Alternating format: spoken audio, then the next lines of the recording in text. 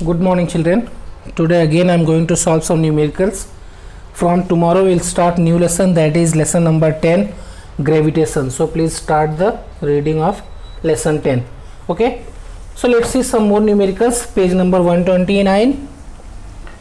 Question number 13. A hockey ball of mass 200 gram. Mass of the hockey ball is 200 gram. And traveling at the speed of 10 meter per second. So its initial velocity u is 10 meter per second and is stuck by a hockey stick and so as to return in along with the original path. Means suppose ये इधर से जा रही है बेटा, इधर से हमने हॉकी से स्टक किया तो ये वापस इस साइड में आने लगी. It's mean that direction is changed. So returning with the velocity is 5 meter per second, but direction is changed, then we will take it minus 5 meter per second. Why minus? Because direction is changed, moving in opposite direction by of applying force. Then what we have to calculate? Calculate the change of momentum. First we will find the initial momentum. Take initial momentum is P1. So m into u will be initial momentum and P2 m into v will be final momentum. So initial 200 gram, it is given in gram, just convert in kg, divide by 1000, you will get 0.2 kg. Mass always you have to take in kg, just note it down. 0.2 multiply by 10, you will get 2 kg meter per second. That is the unit of momentum, kg meter per second. Now 0.2 into minus 5 is equal to minus 1 kg meter per second. Okay. So after that, now change in momentum.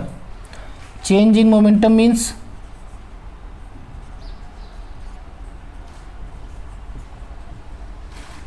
P2 minus P1.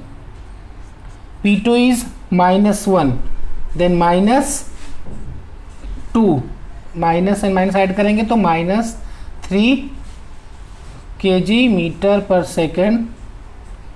Minus sign जो आ रहा है indicate कर रहा है कि change in momentum is the direction opposite to the initial momentum. जो initial momentum था इस तरफ हो रहा है, फाइनल इधर हो रहा है, that's why direction is in negative. Now move to the next question, question number 14. Try to solve all numericals is given in workbook, textbook. Okay, a bullet of mass 10 gram. Mass of the bullet is 10 gram. Means directly I am writing here 10 gram means 0.01 kg. Divide by 1000 you will get. And traveling horizontally with a velocity of 150 meter per second means u is 150 meter per second. After that what will happen? Strikes a stationary wood. एक wood है that जो stationary position में है, वो move नहीं कर रहा है and comes to rest in 0.03 second. means wood पे स्ट्राइक हुआ तो उसके बाद रुक गया means final velocity will be 0 metre पर second and time taking 0.03 second. Then what we have to find? Calculate the distance of penetration of the bullet into the block and also calculate the magnitude of force by the wooden block on the bullet. Means आपको S find करना है बेटा, as well as we have to find force. So आपको S find करना है और force find करना है. सो जस्ट चेक दैट कि आपके पास क्या क्या डेटा गिवन है बेटा. मास दिया है, for finding the force mass and acceleration unit. Acceleration नहीं है आपके पास, but you can see here change in velocity, rate of change of velocity here. Rate of change of velocity known acceleration, so v minus u by t हमको a मिल जाएगा बेटा. So first find the acceleration पहले निकाल लो आप. v minus u by t, so v 0 minus 15 by T, t is 0.03, so minus 15 by 0.03. अब point 2 number हटा दो बेटा और ऊपर 2 जीरो बढ़ा दो, तो माइनस 1500 डिवाइड बाई 3 5 ज़ा, you will get minus 500 meter per second square. So force is, acceleration is minus 500 meter per second square.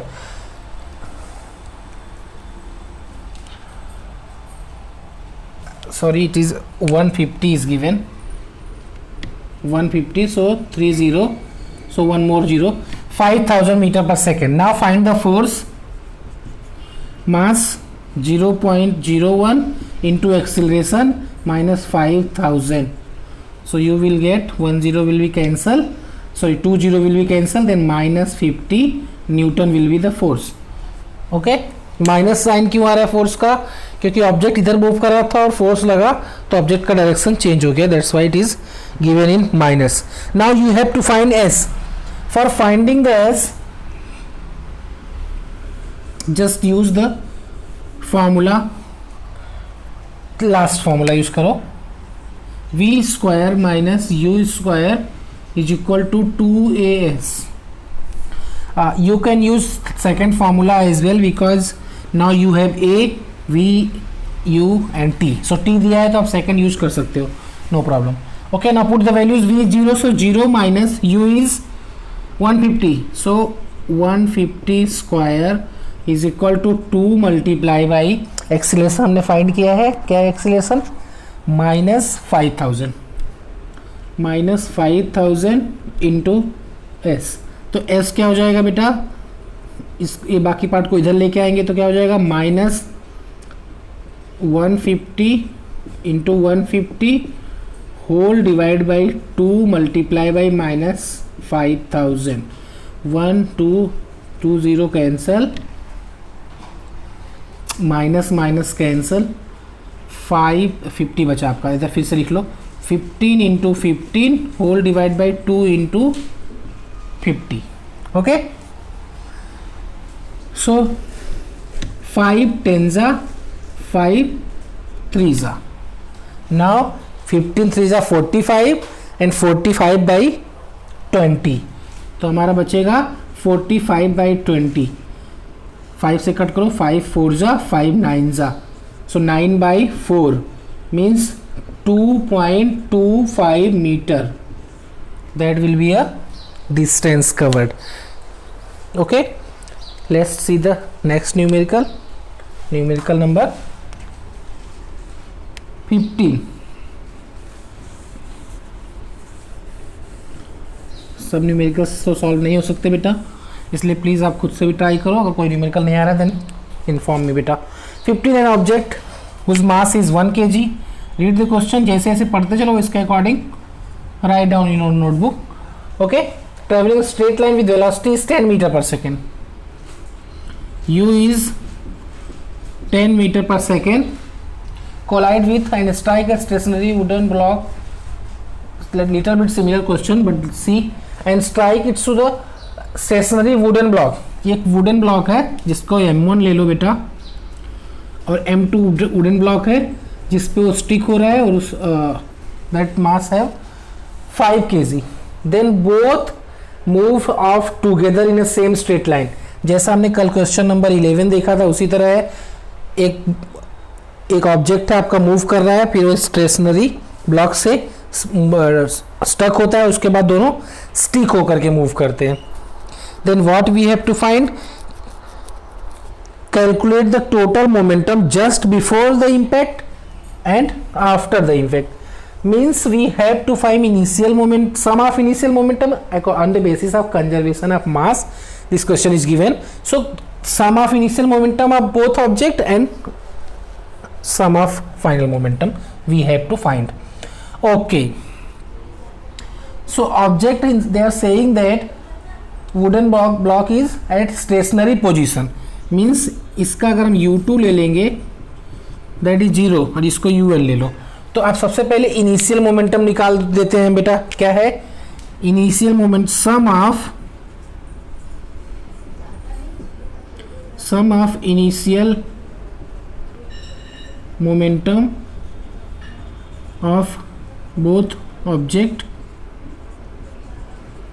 सो क्या है m1 u1 plus m2 u2, 1 into u1 10 plus 5 into 0, so 5 into 0 will be 0, so 10 kg meter per second, that is the sum of initial momentum, and you know that sum of initial momentum is always equal to the sum of final momentum. Okay, so let's find the final momentum, and जब हम final momentum निकालेंगे तो condition दिया हुआ है, क्या condition है बेटा, दोनों ऑब्जेक्ट स्टिक हो जा रहे हैं। तो अगर दोनों ऑब्जेक्ट, पहले इधर इनिशियल का हम लिख लेते हैं 10, आफ्टर दैट क्या फॉर्मूला होना चाहिए उसके लिए, m1 final momentum, so m1 v1 plus m2 v2, but they are saying that both object will stick to each other, means mass हमें साथ में लेना रहेगा। Then m1 plus m2 and now एक ही वेलोसिटी रहेगा क्योंकि दोनों साथ में मूव कर रहे हैं। अब हम इसमें पुट करके v भी निकाल सकते हैं, और फाइनल मोमेंट, जब इनिशियल हमारा 10 आया है तो फाइनल हमको निकालने की जरूरत ही नहीं है। क्यों? According to the conservation of mass, sum of initial momentum is always equal to the sum of final momentum. तो फाइनल मोमेंटम भी हम बोल देंगे यहाँ पे नीचे कि 10 आएगा। Now we will find the v, they are saying that find the velocity, combined object का वेलोसिटी क्या है, यहाँ पे कंबाइंड हो गया दोनों के मास बेटा, 1 plus 5 into v, so 10 is equal to 6 into v।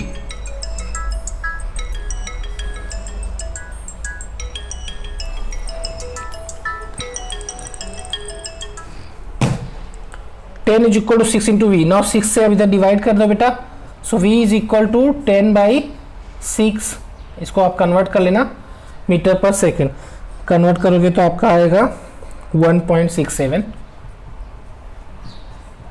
Metre पर सेकेंड। ओके, सो इस तरह से आप जितने भी न्यूमेरिकल्स दिए हुए हैं बेटा उसको सॉल्व करने की कोशिश करो। From tomorrow will start new lesson, that is gravitation. Thank you बेटा, कंप्लीट योर वर्कशीट्स।